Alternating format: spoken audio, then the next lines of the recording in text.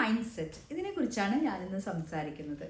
അതായത് പലപ്പോഴും കപ്പിൾസ് തെറാപ്പിക്ക് വരുമ്പോൾ അവർക്കൊരു ഇൻഫെർട്ടിലിറ്റി ട്രീറ്റ്മെൻറ്റിലാണ് ഇരിക്കണമെങ്കിൽ അവർ യാന്ത്രികമായിട്ട് ഒരു ആശാരി ഒരു പണിപ്പുരയിൽ എങ്ങനെയാണ് ഒരു ശില്പം ഉണ്ടാക്കുന്നത് അതേ ഒരു മൈൻഡ് സെറ്റോടു കൂടിയായിരിക്കും അവർ ബെഡ്റൂമിൽ സെക്ഷുവൽ റിലേഷൻഷിപ്പിൽ ഏർപ്പെടുന്നത്.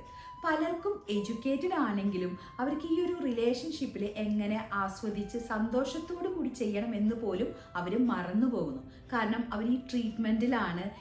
ഏതൊരു വ്യക്തിയും അവരോട് ചോദിക്കുന്നത് കുട്ടിയായോ എന്നുള്ളതാണ്. അപ്പോൾ ആ ഒരു പ്രഷറും ആങ്സൈറ്റി ഉള്ളത് കൊണ്ട് തന്നെ അവർ മെക്കാനിക്കലായിട്ടുള്ള ഒട്ടും സന്തോഷകരമല്ലാത്ത യാന്ത്രികമായി എല്ലാ ദിവസവും രാത്രി ചെയ്യുന്ന ഒരു പ്രവൃത്തിയായിട്ട് അവരുടെ സെക്ഷുവൽ റിലേഷൻഷിപ്പ് മാറുന്നു.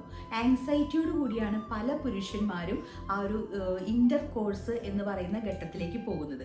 ഓരോ പ്രാവശ്യവും കുട്ടി ഇല്ലാതാകുമ്പോൾ പുരുഷൻ അവിടെ തോന്നുന്നത് താൻ ഈ പ്രാവശ്യവും പരാജയപ്പെട്ടു, തൻ്റെ പൗരുഷം ഇല്ലാത്ത ഒരവസ്ഥയിലേക്ക് വന്നു. സ്ത്രീക്ക് അവിടെ തോന്നുന്നത് താനൊരു അമ്മയാകുന്നതിൽ താനും പരാജയപ്പെട്ടു. അപ്പോൾ ഇതൊരു പരാജയം വിജയം എന്ന് പറയുന്ന ഒരു ഗെയിം പോലെ അല്ലെങ്കിൽ ആ ഒരു രീതിയിൽ പോലും അവർ എടുക്കുകയാണ്. അപ്പോൾ അങ്ങനെ ഒരു മൈൻഡ് സെറ്റിൽ പോയാൽ നമുക്കൊരു നല്ലൊരു കുഞ്ഞിന് ജന്മം കൊടുക്കാനായിട്ട് ഒരിക്കലും അവർക്ക് സാധിക്കില്ല. അവിടെ വേണ്ടത് റിലാക്സ്ഡ് ആയി ഹാപ്പി ആയിട്ടുള്ള നല്ല ഒരു ഇൻ്റർ കോഴ്സ് ആണ്.